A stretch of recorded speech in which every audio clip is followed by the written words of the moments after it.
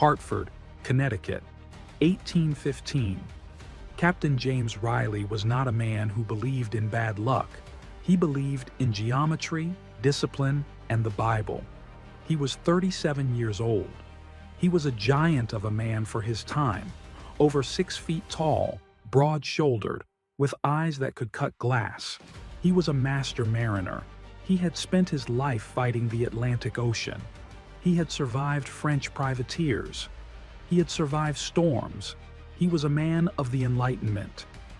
He believed that the world was a map, and if you had a sextant and a chronometer, you could conquer it. But James Riley had a weakness: hubris. He believed he was the master of his fate. He looked at the ocean and saw a highway for commerce. He didn't see it for what it really was: a chaotic, hungry beast waiting for a mistake. In the summer of 1815, he was given a new command, the brig Commerce. She was a beautiful ship, 223 tons, built in Connecticut. She smelled of fresh tar and oakum. Her mission was simple: sail to New Orleans, pick up a cargo of tobacco and flour, sail to Gibraltar, trade it for brandy and wine, return home rich. It was a standard triangle trade run. Riley said goodbye to his wife and 5 children. "I will be back by Christmas," he promised. He walked down the cobblestone streets to the harbor. He didn't know that he was walking out of the 19th century and into the Old Testament. He didn't know that he would return a skeleton, broken and haunted by the burning sands of the great desert. Riley handpicked his crew.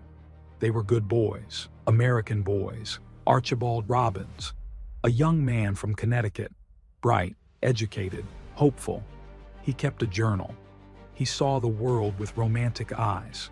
William Porter, a sturdy sailor. James Clark, the cook. There were 10 men in total. They were not soldiers. They were merchants. They carried muskets, but only for show. They didn't expect to use them. The War of 1812 was over. The seas were supposed to be safe. They loaded the commerce in New Orleans: flour, tobacco. The ship sat low in the water. She was heavy. They set sail in June. The Gulf of Mexico was hot and calm. Riley paced the quarterdeck. He was a strict captain: no swearing, no drinking. He ran a dry ship. He read the Psalms to the crew on Sundays. They that go down to the sea in ships, that do business in great waters. The crew respected him. They feared him a little. He was the father figure, the protector. They trusted him to navigate them through the dark. That trust would be their undoing. August 1815. They crossed the Atlantic. It was a good passage, fast. They arrived at Gibraltar, the gateway to the Mediterranean. The rock loomed over them, a fortress of the British Empire. They unloaded their flour. They loaded brandy and wine. They also took on something else: money, Mexican silver dollars, gold doubloons, $2,000 in hard currency. Riley locked it in his trunk in the captain's cabin. It was the profits for the owners. While in Gibraltar, Riley heard stories. Sailors in the taverns whispered about the Barbary coast, about the pirates of Algiers and Tripoli. But worse, they whispered about the west coast of Africa. "Don't go south of Mogador," an old salt warned him. "The currents are wicked, the fog is thick. And if you wreck there, God help you. The Arabs there don't take prisoners for ransom, they take slaves." Riley dismissed the stories. "I am sailing to the Cape Verde Islands," he said. "I know my business." He checked his charts. He checked his chronometer. He felt secure. He was a modern American. He didn't believe in monsters. August 23, 1815. The Commerce sailed out of Gibraltar. They turned south, heading down the coast of Morocco, intending to swing west toward the Canary Islands and then the Cape Verdes to load salt. But the weather turned. A thick, heavy fog rolled in. It wasn't just mist. It was a blanket. You couldn't see the bow from the stern. The wind was blowing hard from the north. A gale. Riley was flying blind. He couldn't shoot the sun with his sextant. He couldn't see the stars. He was navigating by dead reckoning. Speed times time equals distance. We are passing the Canary Islands, he calculated. We are safe in deep water. But he was wrong. Dead reckoning requires you to know the speed of the current. Riley didn't know that a massive invisible current was pushing the commerce sideways. It was pushing them east, toward the African continent, toward the Cape Bojador, the Cape of Fear. For days they sailed in the gray void. The dampness soaked into their clothes. The crew was uneasy. Archibald Robbins stood watch at the bow. "Do you smell that?" he asked. It wasn't the smell of salt. It was a dry, dusty smell, like a brick oven. It was the smell of the Sahara Desert blowing out to sea. But in the fog, they couldn't see the shore. August 28, 1815. Night. Riley couldn't sleep. He lay in his bunk, listening to the water rushing past the hull. Something felt wrong. The motion of the ship changed. The long, rolling swell of the Atlantic became short and choppy. "Breakers," his instinct whispered. He ran up to the deck. "Keep a sharp lookout," he yelled. "I hear something." A roar, not the wind. The roar of surf.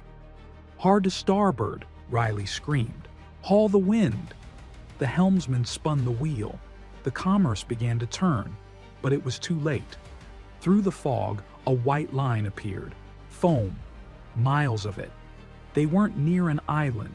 They were sailing straight into the African mainland. Crash. The ship hit. It wasn't a rock. It was sand. Hard, packed sand. The commerce shuddered. The masts whipped forward. Men were thrown to the deck. The ship lifted on the next wave and slammed down again. Crunch. The rudder sheared off. The keel broke. The hold began to fill with water. "We are lost," a sailor cried. Riley stood up. He grabbed a rope to steady himself. The fog lifted for a second. He looked out. He didn't see a harbor. He didn't see trees. He saw a wall of cliffs, and below them a beach that stretched forever. A desolate, gray, lifeless beach. Riley felt a cold hand grip his heart. He knew where they were. They had wrecked on the coast of the Sahara, the empire of death. Chaos erupted. The waves were smashing the commerce to pieces. "Launch the longboat," Riley ordered. They tried to lower the boat. The sea grabbed it and smashed it against the hull. It was leaking. The pinnace, the smaller boat. They got it into the water. Porter and Robbins jumped in. They tried to run a line to the shore, but the surf was monstrous. A wave flipped the boat.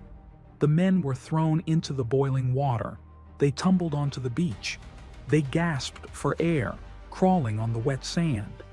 They were alive, but as they looked up, they saw what awaited them. The beach was not empty.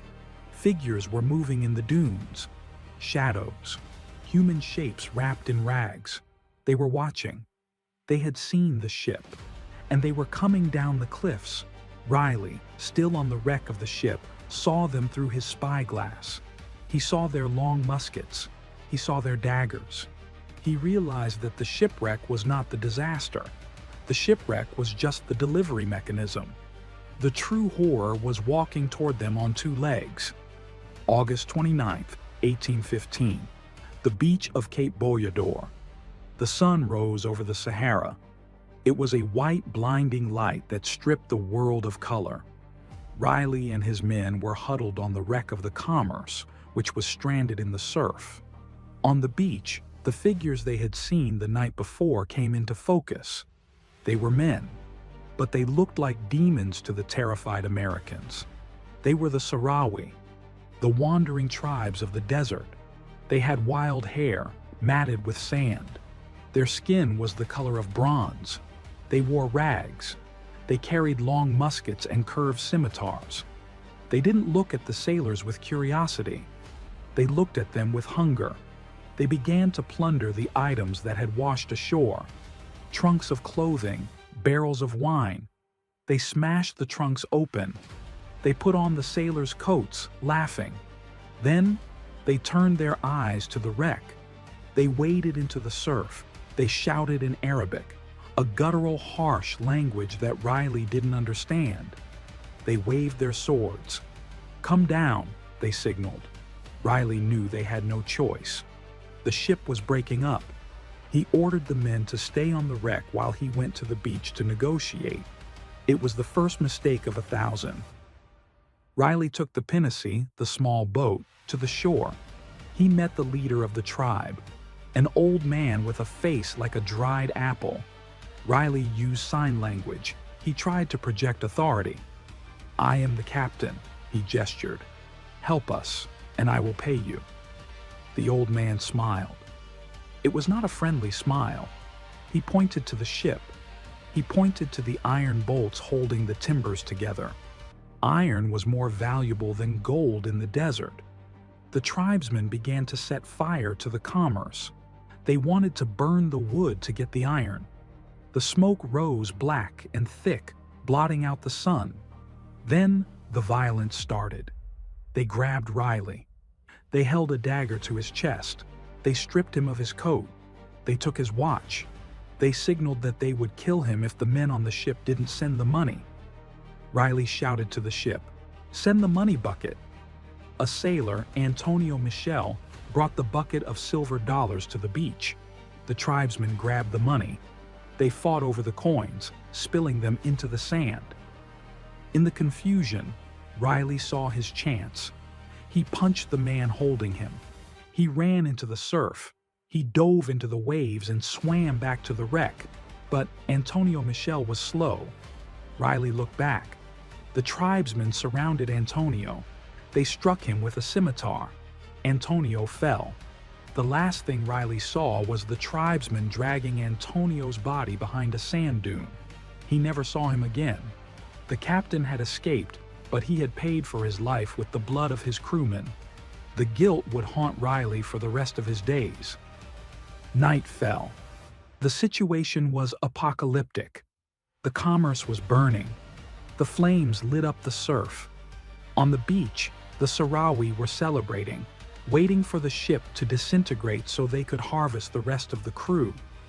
Riley gathered his men on the slanting deck. "We have two choices," he said. "We can go to the beach. They will kill us, or they will make us slaves. Or," he looked out at the black ocean, "we can take the longboat. We can try to find the Cape Verde Islands." It was an insane plan. The longboat was 22 feet long. It was leaking. It had no sails, only oars. The Cape Verde Islands were hundreds of miles away, but the alternative was the knife. "We go," the crew agreed. Better to drown as free men than die as slaves. They loaded the longboat, a barrel of water, some salt pork, some figs, a few bottles of wine, the ship's compass. They climbed in. 10 men in a boat meant for 6. They waited for a lull in the waves. "Row!" Riley screamed. They pulled. The oars bent. A massive wave crashed over them, filling the boat with water. They bailed frantically with their hats. They rowed past the breakers, past the burning ship, into the open Atlantic. They were free, but they were floating on a coffin. September 1815. The open Atlantic. They rowed away from Africa. But the ocean is a cruel master. The sun came up. There was no shade in the open boat. The heat was absolute. It cooked their skin. By day 3, the water ran low. By day 5, the water was gone. They began to drink the wine. It only made the thirst worse. They began to drink their own urine. Archibald Robbins lay in the bottom of the boat, his tongue swollen so large he couldn't close his mouth. Riley tried to navigate, but without a chart, he was guessing. They drifted. The wind blew them east, then west. They were trapped in a circle of blue hell. One sailor, Porter, went mad. He started screaming about a banquet. "Pass the roast beef," he yelled at the empty sky. "Pour the ale." Riley had to hold him down to stop him from jumping overboard. They were rotting alive. Their skin peeled off in sheets. They were skeletons wrapped in blisters. Riley looked at his men. He realized the truth. The ocean was not going to save them. The ocean was going to kill them slowly. The desert offered a quick death, or a chance. "We have to go back," Riley rasped. "We have to land." The men cried. They knew what it meant. It meant surrender. But they were too weak to argue. Riley turned the tiller. He pointed the bow east, back toward the Empire of Death. September 7th, 1815. They saw the coast again. It was not the beach where they wrecked. It was further south, huge cliffs of sandstone, massive waves crashing against rocks. There was no safe place to land. They coasted along the shore for miles, looking for a break in the cliffs. They found a small rocky cove. "This is it," Riley said. "We ride the surf in." It was a suicide run. A giant wave picked up the longboat. It surfed down the face of the water. Crash. The boat hit the rocks. It shattered. The men were thrown into the foam. They were too weak to swim, but the waves threw them onto the rocks. They crawled up the cliff face, bleeding, gasping. They collapsed on the top of the cliff. They were on land, but they had lost everything. The boat was gone. The food was gone. The water was gone. They were 10 naked, starving men standing on the edge of the Sahara Desert, and they were alone, or so they thought. They spent the first night hiding in a cave. They found mussels on the rocks to eat. They licked the dew off the stones in the morning. They started walking. They walked south. The landscape was like the surface of Mars, red rocks, sand, nothing green. On September 8th, Riley saw footprints, camel tracks. He froze. "Get down," he whispered, but it was too late. From behind a dune they appeared, 2 Arabs on camels. They saw the white men. They didn't attack immediately. They stopped. They watched. Then they shouted. Suddenly, from every direction, men appeared. They popped out of the sand like trapdoor spiders. This was a different tribe, more aggressive. They ran toward the Americans, screaming, "Allah Akbar!" They had muskets. They had spears. Riley stood up. He held up his hands. "We are sailors," he tried to say. The Arabs didn't care. They hit the men with the butts of their rifles. They knocked them to the ground. They stripped them. Every piece of clothing was ripped off. The sailors were left completely naked under the burning sun. This was the moment of transition. They were no longer men. They were property. The Arabs began to fight over them, literally fight. 2 Arabs grabbed Riley. One grabbed his right arm, the other his left. They pulled. They were trying to tear him apart to claim him. Riley screamed in pain. His joints were popping. It was a tug of war with a human rope. Finally, an older chief intervened.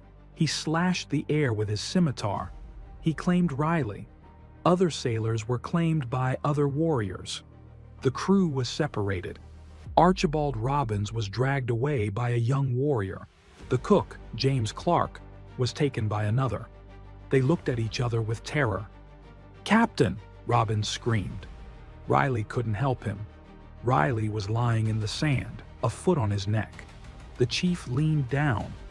He spat on Riley. Then he pointed to the desert. "Walk," the gesture meant. Riley stood up. He was naked. His feet were cut. He was starving. He looked at the endless ocean of sand ahead of him. He realized that the shipwreck was the easy part. The real nightmare had just begun. They began to march. The Arabs rode the camels. The slaves walked. The pace was brutal. The camels have a long, loping stride. Riley had to jog to keep up. The sun was a physical weight, 120 degrees Fahrenheit. The sand burned the soles of his feet. The rocks cut his toes. If he slowed down, he was whipped. If he fell, he was kicked. They walked for 10 hours, no water. Riley's tongue swelled up again. He couldn't swallow. He started to hallucinate. He saw waterfalls. He saw his wife in Connecticut pouring tea. He fell. He waited for the blow. Instead, the chief stopped the camel. He got down.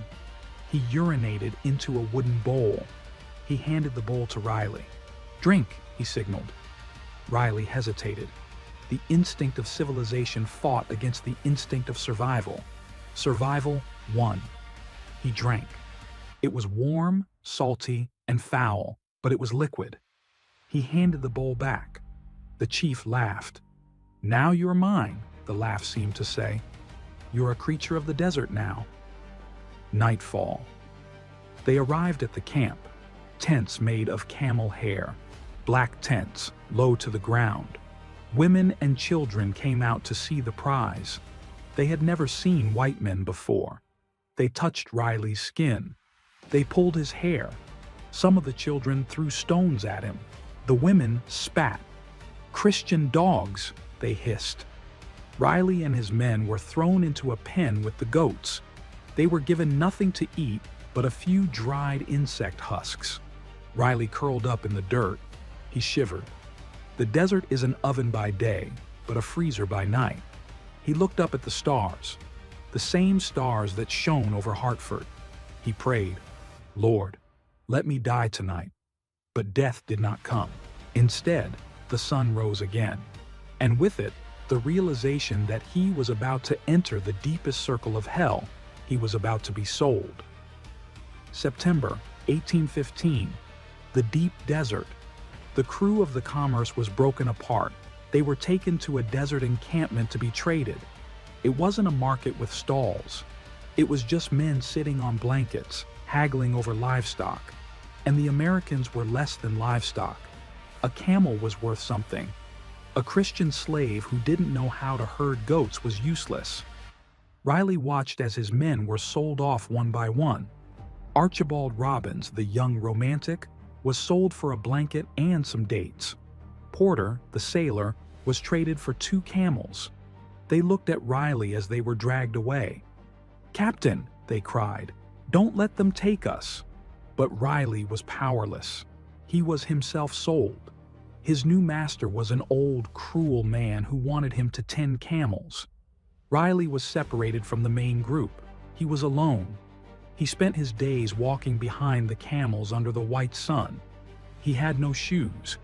His feet were a mass of blisters and open sores. The heat was so intense it felt like a physical weight pressing him into the sand. He began to lose his mind. He would talk to the camels. He would recite the names of his children. James, William, Mary. He had to keep his brain working, or he would become an animal. The starvation entered a new phase. The Arabs themselves had very little food. They lived on camel milk, but they gave the slaves almost nothing. Riley's daily ration was 1 small bowl of sour camel milk mixed with water. That was it, for 24 hours. He began to scavenge. He found locusts, large desert grasshoppers. He ate them raw. They crunched in his mouth, bitter and dry.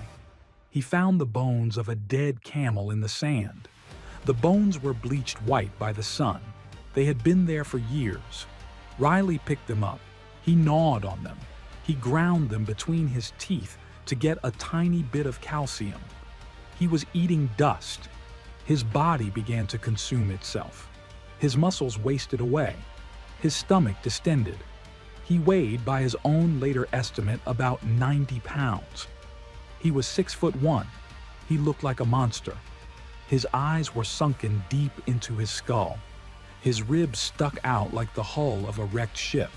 His skin turned black from the sun and the dirt. He was no longer Captain James Riley of Connecticut. He was a walking skeleton. October 1815. A stroke of fate. 2 men arrived at the camp on fine camels.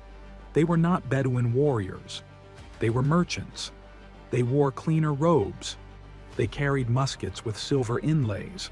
Their names were Sidi Hamet and Said, brothers. Sidi Hamet was the smarter of the two. He was a businessman. He traded in ostrich feathers, gum arabic, and slaves. He saw the white men. He looked at Riley. Most Arabs saw a useless infidel. Sidi Hamet saw an opportunity. He walked up to Riley. He spoke in broken Spanish, which he had picked up from trading in the north. "You are Christian?" Sidi Hamet asked. Riley nodded. "Americano. Captain?" "Si, Capitan."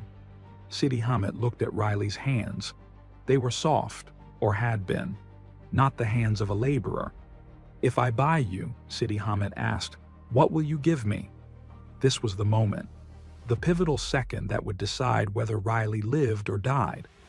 Riley knew he had nothing, no money, no ship, but he had his brain. Riley looked Sidi Hamet in the eye. He decided to tell a lie, a massive, beautiful, complicated lie. "I have a friend," Riley rasped, "a very rich friend, in Suera." This was the Arabic name for Mogador, a port city 800 miles to the north. "He is the consul. If you take me to him, he will pay you." Sidi Hamet narrowed his eyes. "How much?" Riley paused. He had to pick a number that was high enough to be tempting, but not so high that it sounded impossible. $200, Riley said. Sidi Hamet laughed. 200 for a skeleton? For me, Riley said, and 200 for each of my men. Sidi Hamet stopped laughing. That was a fortune. That was enough to buy a herd of 50 camels. "You lie," Sidi Hamet said. "Christians are liars." "I swear," Riley said, "by your God and my God. If you cut my throat, you get nothing. If you take me to Suera, you get rich." Sidi Hamet looked at his brother, Said. Said shook his head. "Kill him. He is worthless." But Sidi Hamet was a gambler. He saw the desperation in Riley's eyes, but he also saw intelligence. "Okay," Sidi Hamet said, "I will buy you. But if we get to Suera and there is no money," he drew his finger across his throat, "I will cut your head off myself." Riley nodded. Agreed. Sidi Hamet negotiated with the old master. He bought Riley. He also bought 4 other crewmen, Archibald Robbins, William Porter, James Clark, and Horace Savage. He paid with blankets, powder, and a few camels. He left the other 5 crewmen behind. This was the hardest part for Riley. He had to leave half his crew to die in the desert because Sidi Hamet couldn't afford them all. The men left behind screamed and begged. "Captain, don't leave us," Riley wept. But he knew he had to save who he could. Those left behind would eventually perish or vanish into the interior of Africa. Their fate remains one of the great mysteries of the story. Sidi Hamet gathered his new investments. He looked at the 5 skeletons. "You must walk," he said. "We go north, to Suera. It is a long way. If you stop walking, you die." Before they left, Sidi Hamet demanded proof. He wanted a piece of paper to show other tribes that these men were valuable. Riley found a scrap of paper in his pocket, a torn piece of a logbook. He had no ink. He used a stick burned in the fire. He wrote a note. To the American or English consul in Mogador. "Sir, I am Captain James Riley. Wrecked, enslaved. Please pay the bearer. Life depends on it." He handed the paper to Sidi Hamet. Sidi Hamet couldn't read English. He looked at the black scribbles. To him, it looked like magic. He folded the paper carefully and put it in a leather pouch around his neck. "This is your life," Sidi Hamet said. "Do not lose it." October 1815. The caravan set out. 5 Americans, 2 Arab merchants, 3 camels. They were heading north, across the great desert. The distance to Mogador was roughly 800 miles. It was a journey that would kill a healthy man. For Riley and his starving crew, it was an impossibility. They walked naked. Their skin was burned black. Their beards were long and matted. Riley's feet were so cut up that he left bloody footprints in the sand. Sidi Hamet rode his camel. He watched his investments closely. He wasn't cruel like the other masters, but he was pragmatic. If a camel breaks a leg, you shoot it. If a slave breaks a leg, you shoot him. Riley knew he was walking a tightrope. He had to keep his men moving. He had to keep Sidi Hamet believing the lie. And he had to survive the Zahara itself.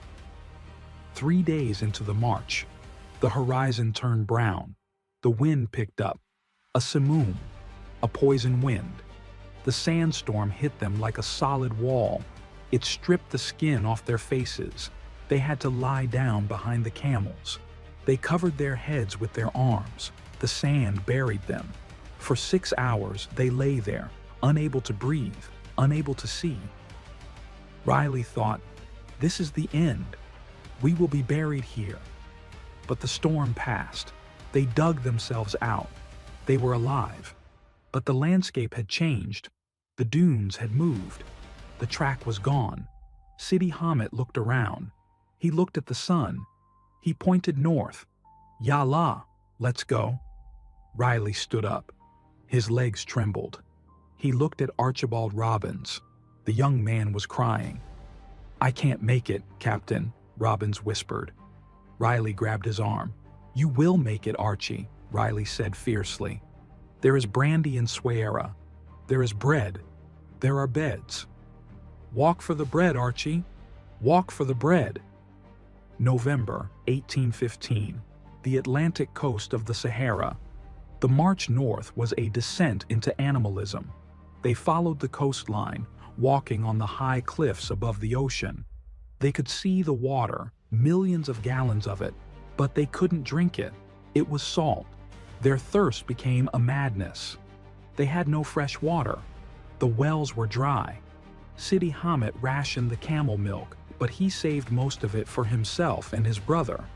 One evening, the camels urinated. Riley watched. In a civilized world, it is waste. In the desert, it is liquid. He cupped his hands. He caught the stream. He drank it hot. He called his men over. Drink, he commanded. Archibald Robbins hesitated. It will save you, Riley rasped. It has salt, but it is wet. The young man wept as he drank from the animal. They had lost all human dignity. They were simply biological machines trying to cool their radiators. Sidi Hamet watched them. He didn't mock them. He nodded. He knew the desert. He knew that pride kills you faster than thirst. The terrain changed. The flat desert gave way to jagged, towering cliffs that dropped 500 feet straight down into the boiling surf. There was no path. There were only narrow ledges, barely a foot wide, crumbled by the wind. They had to cross these ledges to move north. The camels were sure-footed. The slaves were not. Riley walked on the edge of the abyss. One slip, and he would fall into the sea. His head spun from starvation. At one point, the path disappeared entirely.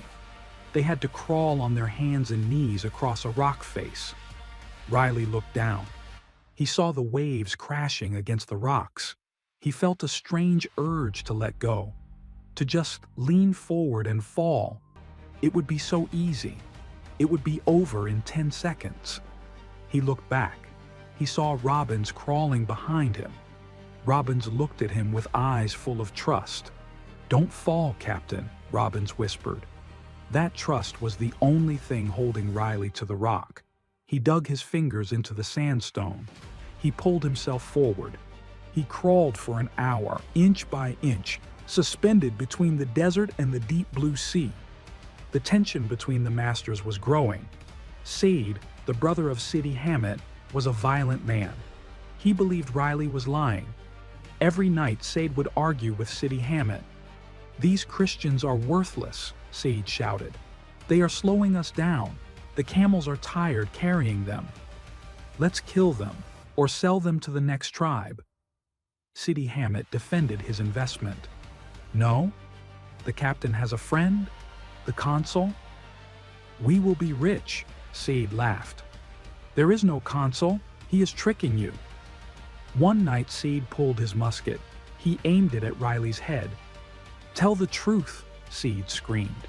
Do you have money? Riley looked down the barrel of the gun. He didn't blink. I have a friend, Riley lied again. He waits for me. Sidi Hamet pushed the gun away. If we kill him, we lose everything, Hamet said.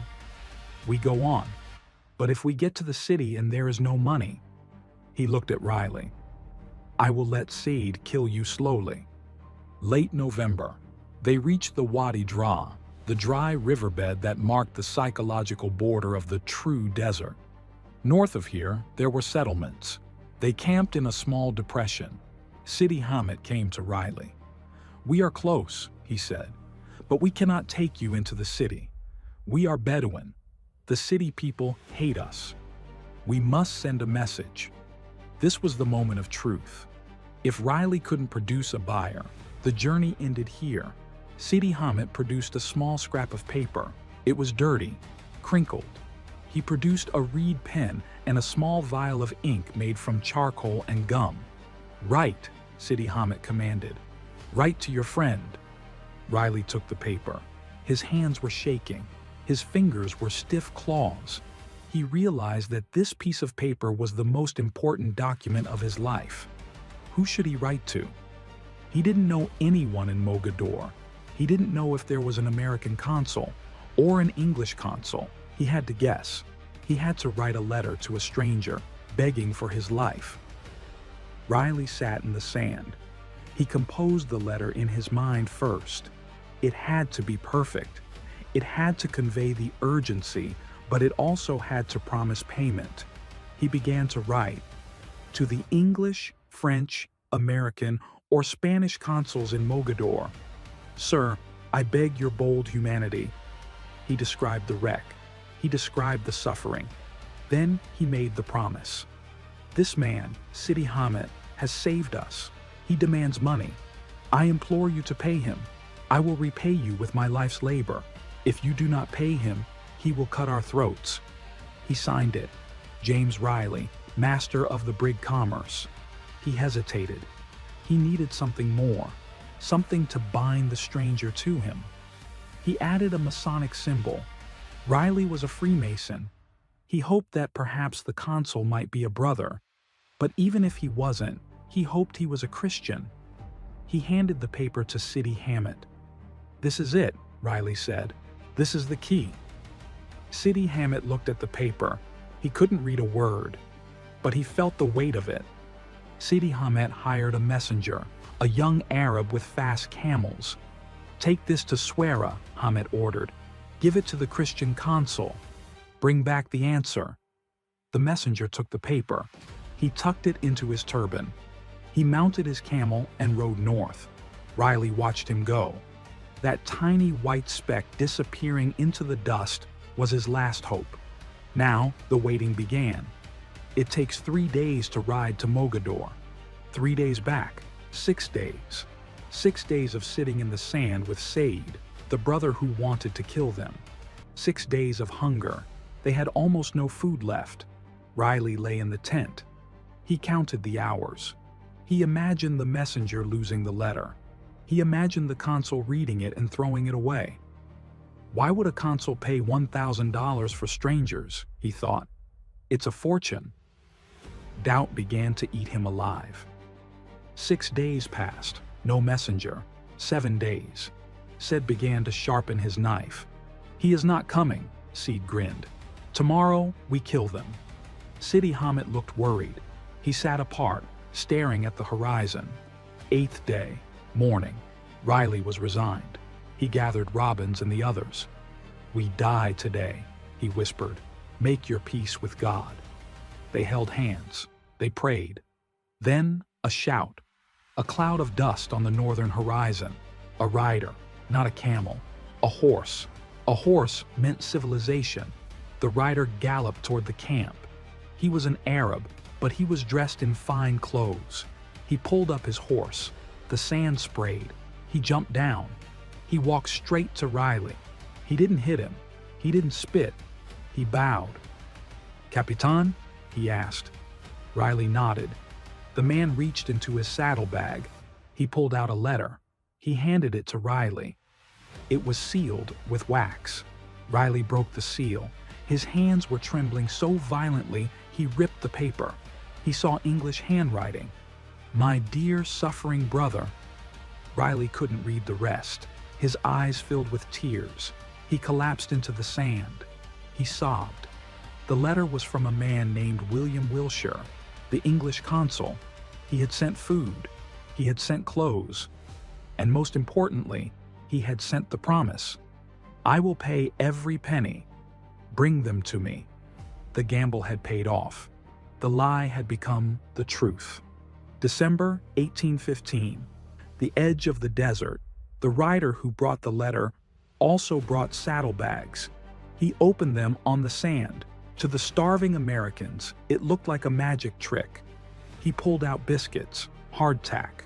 He pulled out boiled beef. He pulled out bottles of rum and porter and shoes. Riley held a biscuit in his hand. He looked at it. A simple, dry piece of baked flour. He put it to his lips. He couldn't eat it. His throat was too swollen.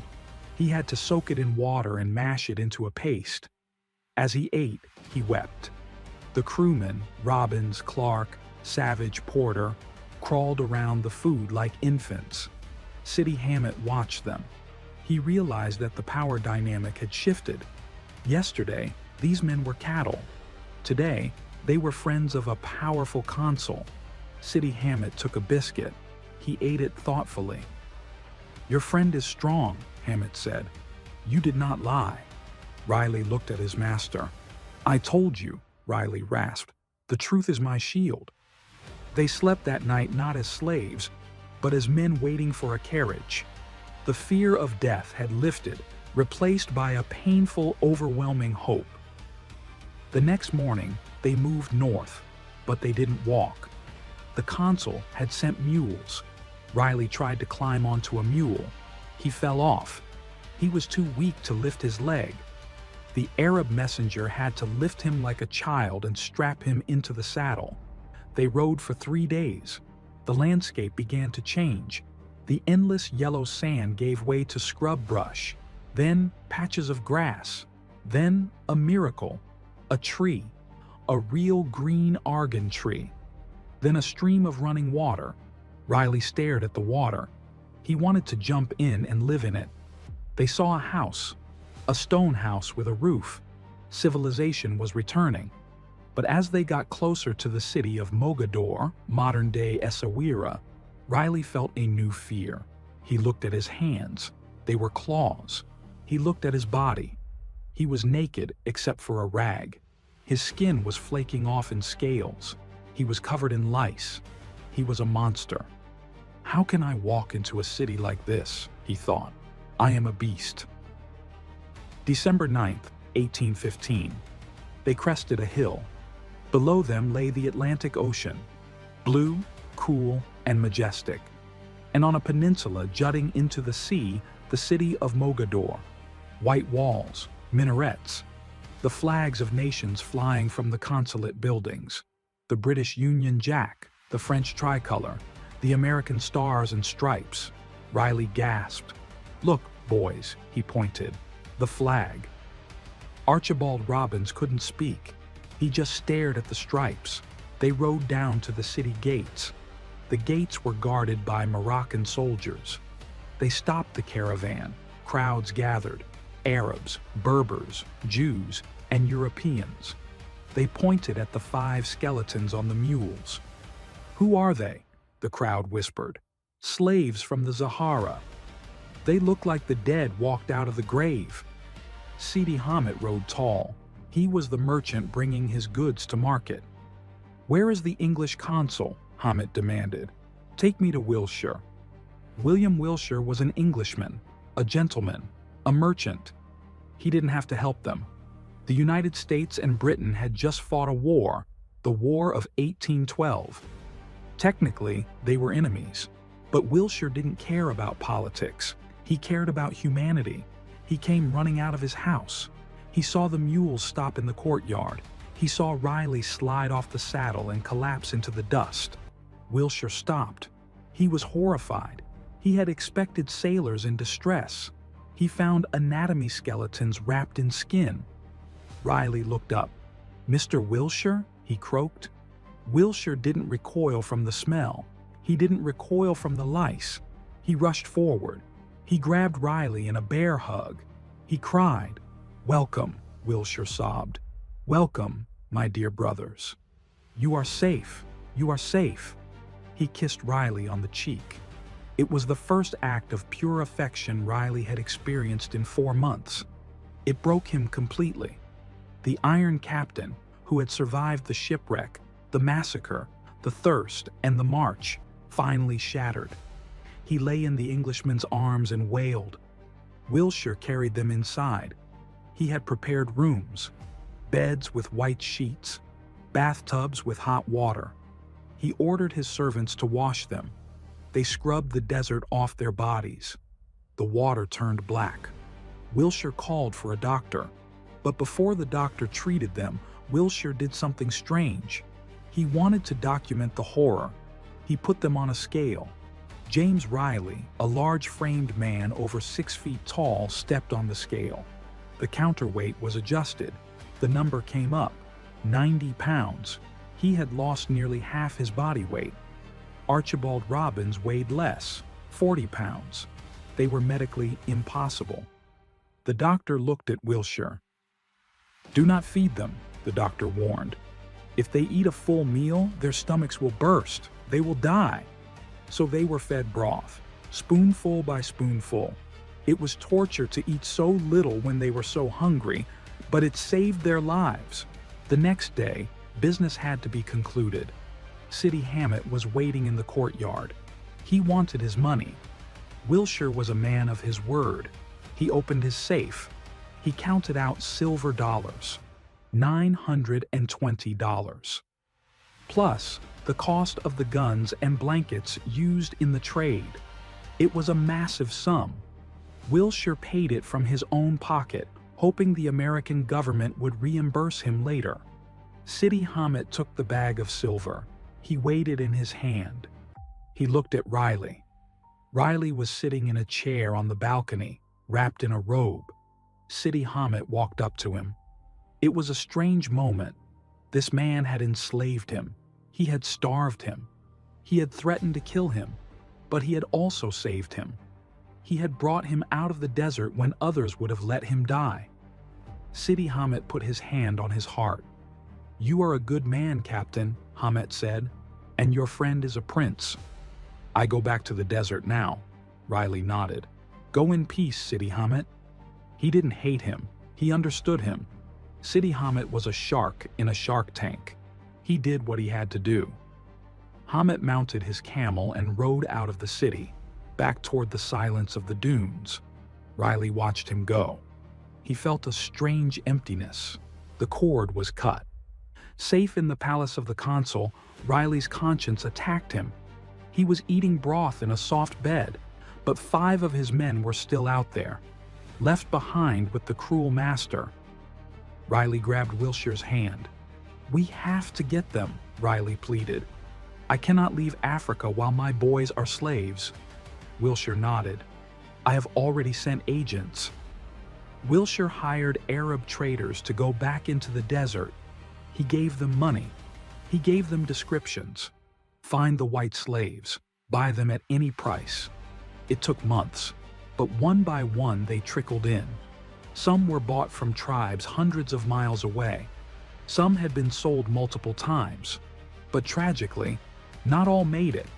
Some disappeared into the vast interior of the Sahara, never to be seen again. But Riley waited. He refused to leave Mogador until every possible lead was followed. He owed them that. January 1816. Riley was strong enough to travel. He booked passage on a ship to Tangier and then to the United States. The voyage home was surreal. He looked at the ocean, the same ocean that had wrecked him. Now, it was just water. He arrived in New York in March. He didn't look like the man who left. He was thin. His hair had turned white. His face was lined with deep grooves. He took a carriage to Connecticut. He walked up the path to his farm. His wife, Phoebe, was in the kitchen. She had heard rumors. Some said he was dead. Some said he was a slave. She opened the door. She saw a ghost. She screamed. Then she realized, James! He fell into her arms. The merchant prince had returned. He had no money. He had lost his ship. He had lost his cargo. But he had brought himself back from the dead. New York City. James Riley sat at a desk. He was suffering. Physically, he was still weak. His joints ached. His digestion was ruined forever. Mentally, he was plagued by nightmares. Every night, he was back in the tent, listening to the camels grunt, waiting for the whip. He decided to do the only thing he could to purge the demons. He wrote. He wrote with a fury. He detailed everything: the shipwreck, the murder of Antonio, the urine drinking, the cliffs. He published it as an authentic narrative of the loss of the American brig commerce. It exploded. It became one of the first true blockbusters in American publishing history. It sold over 1 million copies in his lifetime. Everyone read it. Farmers, merchants, politicians. It wasn't just an adventure story, it was a horror story. It showed Americans who were comfortable in their homes that the world was a dangerous, savage place. But it did something else. Something Riley didn't expect. The book landed in a country that was deeply divided by slavery. In the South, millions of black people were held in bondage. In the North, the abolitionist movement was just beginning to stir. Riley's book held up a mirror to America. Here was a white man, a captain, a Christian, a gentleman, who had been stripped naked, beaten, and sold like a cow. He described the humiliation of being inspected for his teeth. He described the pain of being separated from his crew. He described the total loss of humanity. White readers looked at Riley and thought, "My God, that could be me." And then, the uncomfortable realization, that is what we are doing to them. Riley became an accidental abolitionist. He didn't start out that way. But you cannot survive slavery and remain indifferent to it. He spent the rest of his life speaking out against the peculiar institution. He devoted his life to freeing slaves, both white men in Africa and black men in America. Kentucky, 1820s. A young boy sat by a fireplace in a log cabin. He was tall, gangly, and poor. He had very few books: the Bible, Aesop's Fables, Pilgrim's Progress, and a copy of Riley's narrative. The boy read the book until the pages fell apart. He was fascinated by the captain's endurance, but he was haunted by the description of the slave markets. The boy's name was Abraham Lincoln. Decades later, when he ran for president, Lincoln listed Riley's narrative as one of the 3 most influential books of his childhood. Historians argue that Riley's story planted a seed in Lincoln's mind. It helped him understand slavery not as a political issue, but as a human horror. The suffering of James Riley on the burning sands of the Sahara echoed through history and helped shatter the chains of millions in America. What happened to the others? Archibald Robbins also returned home. He wrote his own book. He lived a quiet life in Ohio, forever marked by the sun. Sidi Hamet, the merchant, vanished back into the desert. He likely died in a tribal war or a sandstorm. William Wilshire, the savior. When Riley got back to America, he didn't forget his debt. He lobbied Congress. The U.S. government reimbursed Wilshire for the ransom money. Riley named his 3rd son William Wilshire Riley. The bond between the American captain and the English consul remained unbroken until death. You would think James Riley would never look at the ocean again. You would think he would move to the mountains and never leave. But sailors are a different breed. The land felt too small for him. The safety felt suffocating. He went back to sea. He captained ships to the West Indies. He traded. He sailed. But his body was failing. The desert had taken too much. In 1840, at the age of 62, he died at sea. He didn't die in a shipwreck. He died of illness. They buried him in the Atlantic Ocean. It was fitting. He belonged to the deep. His body sank into the cool, dark water, the exact opposite of the burning, bright sand that had almost consumed him. The story of the Commerce is more than a survival epic. It is a study in the fragility of civilization. Captain Riley sailed out of Connecticut wearing a coat and checking a gold watch. 3 weeks later, he was a naked skeleton gnawing on a bone. The line between master and slave, between civilized and savage, is terrifyingly thin.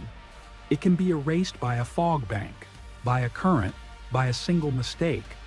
But Riley also showed us the strength of the human spirit. He survived because he refused to let go of his identity. He survived because he used his mind when his body had failed. And he survived because, in the middle of the empire of death, he found a brother in Sidi Hamet. The desert strips a man down to his essence. And when James Riley was stripped down, he found iron.